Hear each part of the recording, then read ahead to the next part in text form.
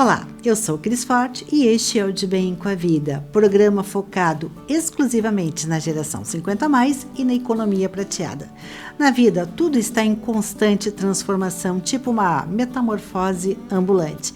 O De Bem com a Vida aceitou o desafio e, a partir de agora, passa a integrar a grade de programação da Rede Sul de televisão. Aqui, na Rede Sul, traremos informações, conhecimento, experiências, entrevistados de primeira linha para que juntos possamos estar cada vez mais de bem com a vida. Fique com a gente. De Bem com a Vida tem o apoio da Associação Brasileira do Cidadão Sênior, web produtora, Casa de Escriba para realizar o seu sonho de escrever um livro e da Federação das Câmaras dos Dirigentes Lojistas Rio Grande do Sul. O nosso primeiro programa aqui na Rede Sul de televisão traz entrevistas incríveis, confere só. O pico da atividade intelectual ocorre por volta dos 70 anos de idade? O médico neurologista André Palmeira esclarece. RH, recursos humanos sem prazo de validade, na palavra do especialista em diversidade etária, Mauro Eiweistock. Pare e pense. Quais são as competências para o profissional do futuro? A jornalista, agraciada pelo Google como a mais atuante, Ida Nunes, antecipa. Medo de envelhecer. O que deveria ser uma bênção pode se tornar um sofrimento. Vamos entender a situação conversando com a embaixadora do movimento 60+, Fran Winandi.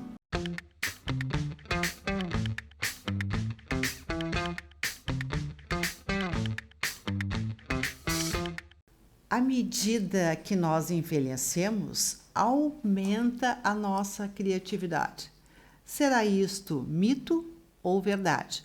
Quem nos esclarece é o médico, neurologista, professor acadêmico, o Dr. André Luiz Rodrigues Palmeira, que recebemos com muito prazer no De Bem com a Vida. Como vai, Dr. André? Muito bem, muito obrigado pelo convite, Cristina, toda a equipe da produção do programa. Fico muito honrado com o convite de vocês. Doutor André, estudos revelam que, à medida que nós vamos avançando na idade, avança também a nossa criatividade. Qual o seu entendimento, por favor? O nosso cérebro, ele se transforma conforme a gente vai envelhecendo.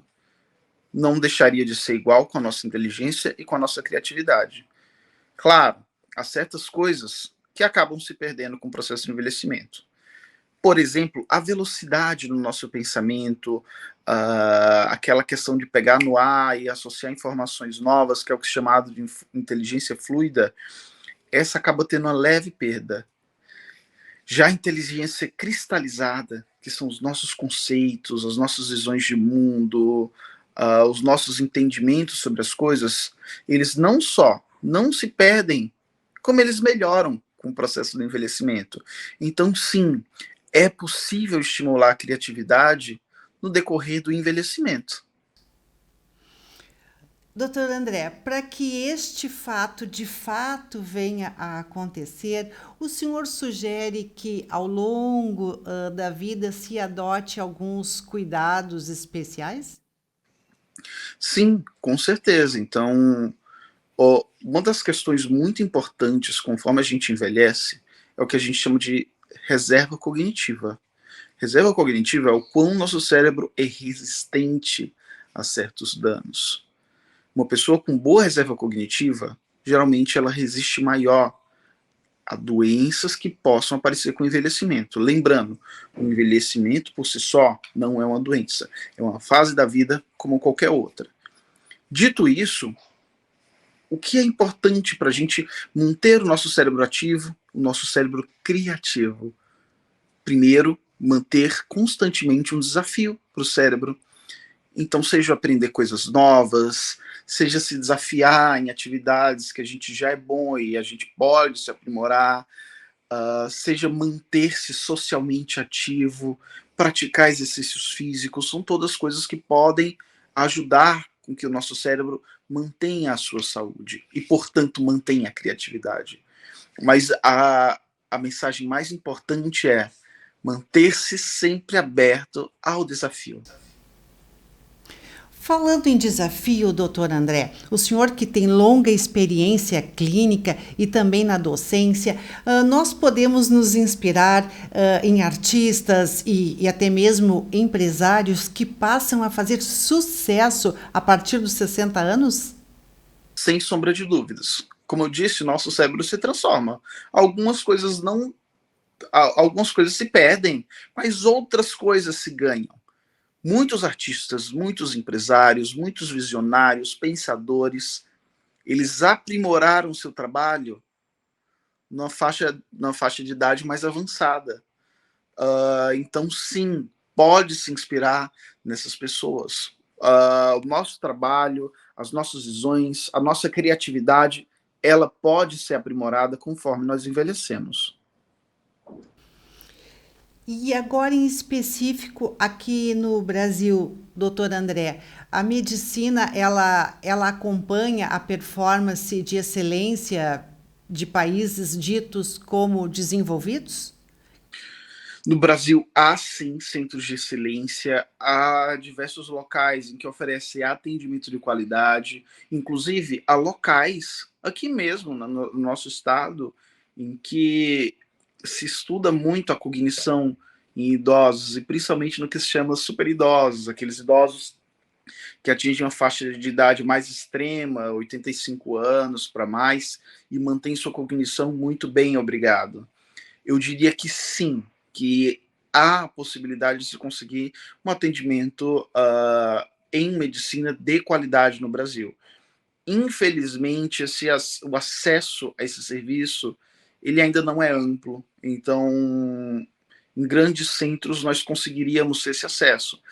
Claro, as pessoas que estão mais distantes desses grandes centros acabam ficando um pouco mais carentes desse atendimento, mas estamos caminhando nesse sentido e acredito que no futuro próximo podemos melhorar essas condições. Doutor André Palmeira, muitíssimo obrigado pela sua participação no programa De Bem com a Vida e especialmente por essas notícias auspiciosas que divide conosco. Até logo. Fico muito feliz de ter participado, obrigado novamente pelo convite e fico feliz de poder ter esclarecido algumas informações, né? Porque muita gente confunde de ver o envelhecimento como uma doença. Envelhecer não é doença. A gente tem que viver essa fase da vida aceitando e viver bem.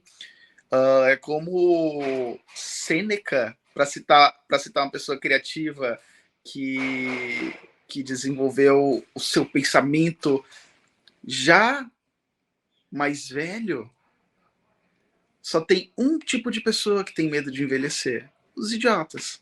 Doutor, de novo, receba a nossa profunda gratidão e, por favor, quando tiver algum assunto que o senhor deseje compartilhar com o público, o senhor já tem o meu contato. Tá bom. Um grande abraço. Abraço. Que o senhor fique cada vez mais de bem com a vida. O De Bem com a Vida ganhou um novo parceiro. É a Web Produtora, que a partir de agora assina as nossas redes sociais. Quer conhecer um pouquinho mais da Web Produtora? webprodutora.com.br.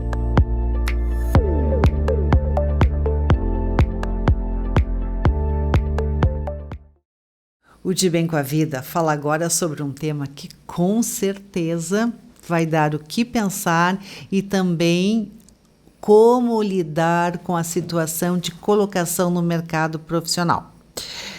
Já pensou em ter um RH simplesmente sem prazo de validade?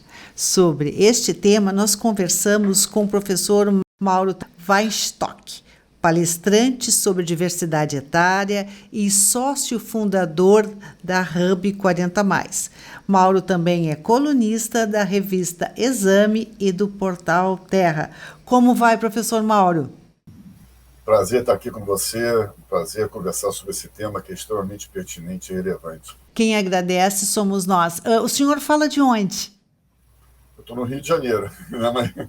Mas a atuação hoje é global, né? A gente fala de qualquer lugar, né? Professor, falando em tempo, explica para nós como assim um RH simplesmente sem prazo de validade. O RH, na hora que está pensando em contratar aquele profissional, deve valorizar muito mais as competências, habilidades, o que esse profissional pode trazer realmente para a empresa, de acordo com o perfil que foi estabelecido, com o que ele quer agregar, né, para a empresa. Independente de qualquer tipo de diversidade atrelada àquele profissional. Inclusive, é proibido por lei divulgar uma vaga em que haja algum tipo de segmentação.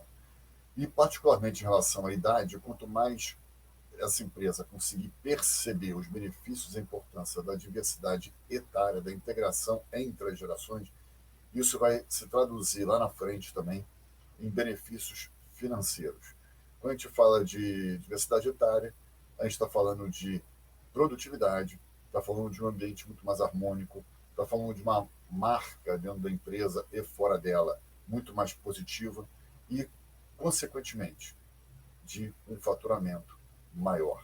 E quando a gente fala de diversidade, a gente está falando de lucratividade, que tem dentro delas a palavra idade. Professor, apesar desta possibilidade de lucratividade, produtividade em relação à contratação de pessoas idosas, o senhor diria que ainda persiste o preconceito em algumas empresas em contratar este perfil de funcionários? Sim, esse preconceito etário, que também é chamado de etarismo, né, ageísmo, idadismo, ele é, na realidade, um problema mundial. A Organização Mundial de Saúde fez um levantamento ano passado em que detectou que 1 em cada 2 pessoas no mundo já tiveram algum tipo de atitude preconceituosa em relação à idade. Isso significa bilhões e bilhões de pessoas no mundo inteiro. Isso se reflete não apenas na sociedade, mas como no mundo corporativo também. Então nós temos que combater, desde o ensino mais básico e também, claro, no mundo corporativo, esse tipo de preconceito. A diversidade etária no mundo corporativo está um pouco abaixo das demais diversidades, apesar de todas terem igualmente a mesma importância. Só que a diversidade etária abraça todas as outras no sentido de que todos estamos envelhecendo todos os dias, independente da idade que nós temos. E dentro de nós há vários tipos de diversidade, seja ela racial, seja de gênero e por aí vai. Então nós temos que entender que mais importante é o ser humano que tem por trás daquele profissional. E aí todos nós temos várias diversidades e precisamos compreender como o outro, a história do outro, as experiências que o outro teve, os aprendizados que ele acumulou podem ser benéficos para nosso crescimento, nossa evolução pessoal e profissional também. Essa troca é riquíssima. Como o senhor disse, considerando toda essa bagagem e também assim que as pessoas estão mais longevas, né? Existe um planejamento de como aproveitar as pessoas da geração 60 mais, 70 mais no mercado profissional? Isso é quase que uma obrigação, e eu não estou falando do emprego formal, necessariamente, né? Hoje o empreendedorismo, por exemplo, é uma opção de mais da metade dos brasileiros. E se quando a gente considerar essa metade, a gente está falando também de um universo que da metade dos empreendedores brasileiros é 50 a mais, né? Então, um número gigantesco. É uma alternativa muito viável, já que o mercado de trabalho não está conseguindo absorver esses profissionais. Então, esse profissional pode também ir para o empreendedorismo. Muito obrigado, professor Mauro, pela participação no De Bem com a Vida. Um abraço. Prazer colaborar. Muito obrigado. Você tem um sonho de escrever um livro? A Casa de Escriba vai lhe ajudar a tornar este sonho uma linda realidade. A Casa de Escriba organiza desde a escrita, a história, passando pela formatação, editoriação, imagens, fotografia, impressão e colocação nas melhores lojas do mercado, seja ele no formato físico ou no formato e-book. E de brinde, ainda uma bela campanha de divulgação para que o seu livro seja lido, apreciado e comentado. Este sonho de escrever um livro está a um clique de se tornar realidade. Se esta ideia faz sentido para você, entre em contato através das redes sociais ou através do nosso WhatsApp 55 519 91 15 20 90. Juntos nós vamos escrever a melhor história da sua vida e impactar na vida de outras pessoas. Nós recebemos com muito prazer no De Bem com a Vida a jornalista Ida Nunes. Ida foi agraciada pelo Google como a mais atuante, é apresentadora do quadro Adulto Mais na Record News e é responsável pelo jornal VRT Channel, entre outras tantas credenciais. Como vai, Ida? Tudo bem, Cris. Muito obrigada pelo convite. O prazer é nosso em lhe receber, ainda mais com este tema tão palpitante, especialmente para a geração 50+. Mas, afinal de contas, quais são estas competências para o profissional do futuro? Bom, vivemos num tempo novo, né? Nós ganhamos 35 anos de vida com toda a nossa experiência, com toda a nossa faculdade, com nossos casamentos, nossos filhos, e nós não nos preparamos para isso, né? O mercado também não. Então, tudo é muito novo e a gente vai vivendo um dia de cada vez. Uma das coisas que nós precisamos muito, o público 50+, é ser digital, porque nós já éramos analógicos, né? Então, nós saímos na frente nessa corrida porque nós já temos as duas partes, o analógico e o digital, né? Uma vantagem que o público 50+ tem é a resiliência, a paciência, a organização e principalmente a experiência. Então, a gente já sai na frente nessa corrida. Os empregos de daqui a 20 anos, daqui a 15, 20 anos, ainda não foram criados, mas a gente já precisa se preparar para eles, né? Inteligência artificial é uma coisa que todos nós vamos precisar. Não dá para concorrer com a máquina, mas dá para a gente se especializar naquele segmento e aproveitar a nossa expertise, a nossa experiência, né? Tudo que a gente aprendeu até agora. Então, eu particularmente vejo o público 50+, o profissional 50+, muito bem nesse mercado todo. Porque não basta ser jovem e ter acabado de sair da faculdade, você precisa de experiência, né? Você precisa saber como era o antes para poder se adaptar ao que vem agora e ao futuro também, né? Então, a gente pode dizer que quando começaram os apps, o pagamento via internet, né, pagamento de contas, o Pix, a gente patinava um pouquinho, mas hoje a gente domina, a gente faz isso perfeitamente, né? Então, eu vejo, assim, uma possibilidade muito grande para todo profissional 50+. Se, por um lado, a tecnologia e a inteligência emocional e a inteligência artificial são importantes, e como a senhora classifica a questão comportamental, ela segue sendo relevante? Bom, existe um preconceito intrínseco, né? Não é nem uma coisa visível, né? Existe esse preconceito de idade, aquele conceito de que ser jovem é o melhor, ser bonito é o melhor, né? Felizmente, nós estamos passando por um processo de mudanças, e a diversidade inclui as pessoas mais velhas, né?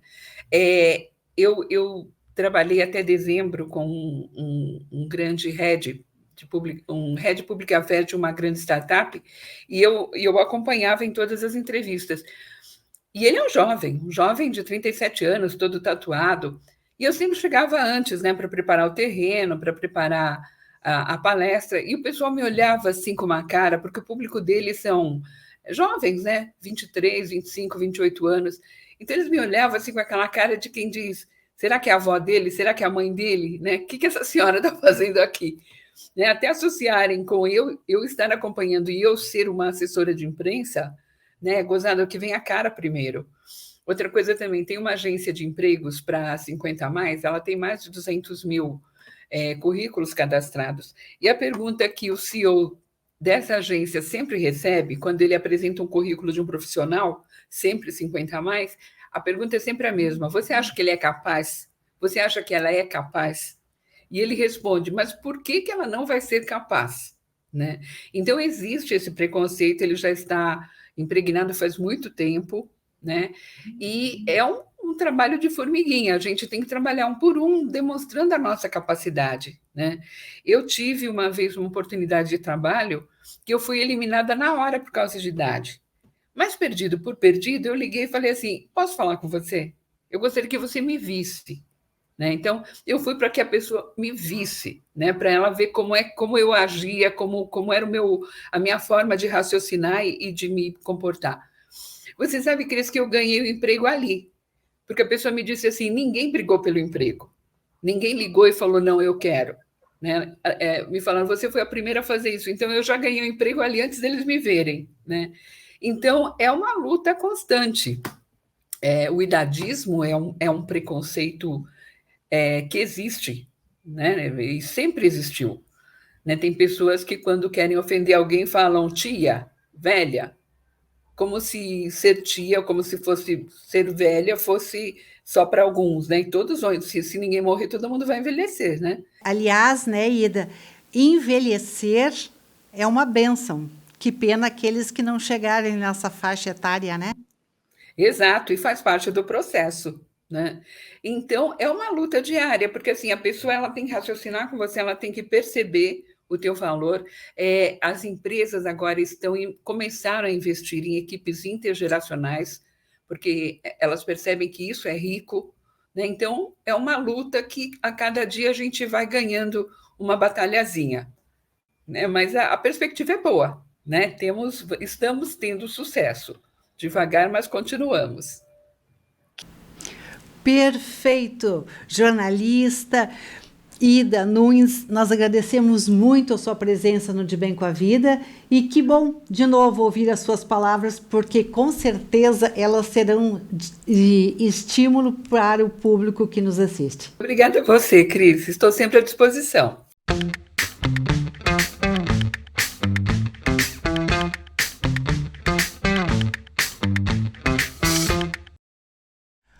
O etarismo é um preconceito que acontece contra pessoas idosas.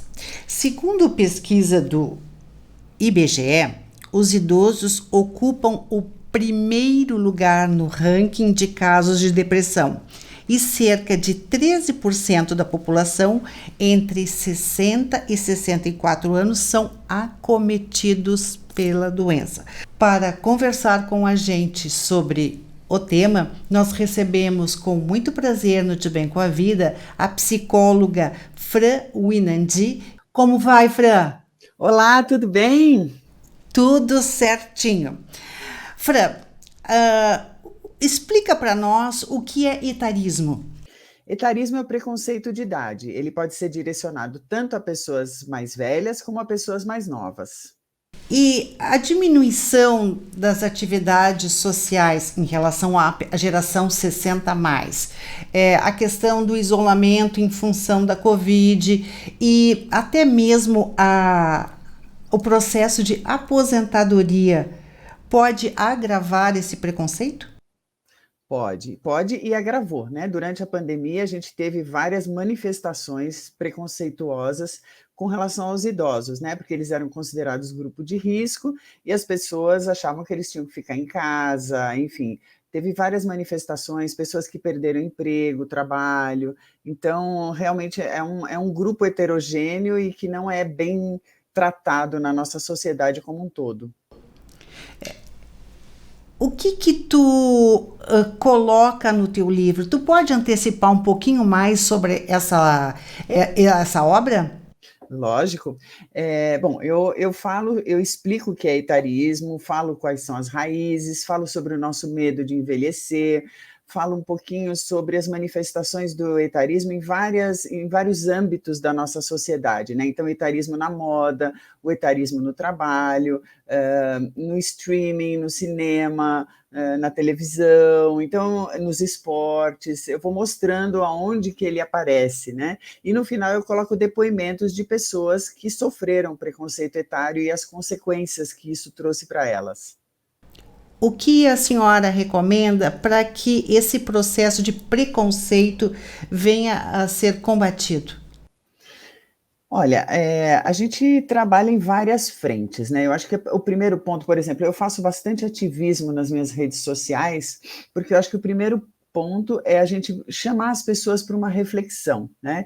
Então, vamos parar para pensar, porque o etarismo ele está dentro de cada um de nós, esse preconceito ele está dentro da gente. Quando você está na praia, por exemplo, né, e você vê uma mulher idosa de biquíni, muitas vezes você pensa, caramba, ela não tem mais idade para usar um biquíni, né? Ou uma mini saia, ou um decote. Então, ou quando a gente vê um casal, principalmente quando a mulher é mais velha que o homem, né? A gente acha aquilo uma coisa estranha. Então, a primeira coisa que a gente tem que fazer é desconstruir esse preconceito dentro da gente. E isso eu acho que se faz através de reflexão, né? Então, o livro tem esse objetivo, essas coisas que eu trago nas redes sociais têm esse objetivo, isso que a gente está fazendo aqui agora também, né? Então, chamar as pessoas para pensarem sobre isso, porque preconceito não tem lógica, é uma coisa que é negativa, é ruim, e ele não tem uma explicação, é uma coisa que vem, sei lá da onde, né? Nós perguntamos o que se pode fazer para combater ou reduzir esse preconceito que é antigo, né? E do ponto de vista pessoal da mulher que já está na idade adulta, que quer sim deixar seus cabelos longos, que quer usar um biquíni, qual a sua orientação como psicóloga para manter o seu desejo, manter a sua vontade, apesar do preconceito pessoal, né? De, será que eu faço isso? Será que eu mantenho o cabelo comprido? Será que eu desfilo num biquíni? Então, vamos parar um pouco de criticar os outros e vamos ser felizes. O que acontece é que a maturidade, ela traz um pouco isso, né? Essa autoaceitação e da gente querer viver de uma forma mais plena. Então, eu acho que isso é o que tem acontecido e eu acho que é isso que as mulheres têm que fazer também, né? Se aceitarem e trocarem mais ao invés de se criticarem tanto. Muitíssimo obrigado pela dica valiosa e que o nosso verbo em todas as manhãs passe a ser agradecer. Foi um prazer tê-la conosco, psicóloga Fran Winandi. Obrigada, igualmente. A equipe do De Bem com a Vida agradece a sua companhia, lembrando que nós contamos com o apoio da Associação Brasileira do Cidadão Sênior. Web Produtora, Casa de Escriba, preparada para escrever o seu livro, e da Federação das Câmaras dos Dirigentes Lojistas Rio Grande do Sul. Este programa também pode ser assistido no YouTube, no horário e no local que você quiser. Anote aí, De Bem com a Vida TV. Siga-nos nas redes sociais, no Facebook, De Bem com a Vida TV.rs, no Instagram, De Bem com a Vida.tv. Se quiser falar conosco, anote o nosso WhatsApp, 519 91 15 20 90.